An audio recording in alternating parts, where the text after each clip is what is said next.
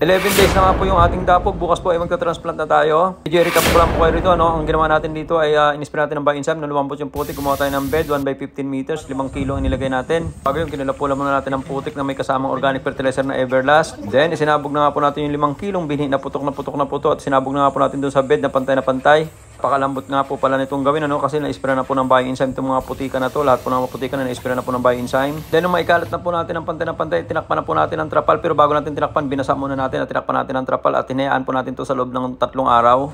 3 days nga po, binuklat na natin yung trapal at tinanggalan natin at flashing na lang po tayo ng patubig. Para mas healthy po yung aking dapog, ang ginawa ko po ay naglagay ako ng organic tapos doon ko po pinapatama yung mga patubig ko para may sabaw po na pumupunta doon sa ugat. Bilis nga po lumaki ng ating dapog. Ngayon po ay 11 days, bukas po ay 12 days. Diretso tanim na po tayo bukas. So yun po ang ating update sa 11 days na dapog. Bukas po ang pagtatanim. Abangan nyo po ang ating mga upload.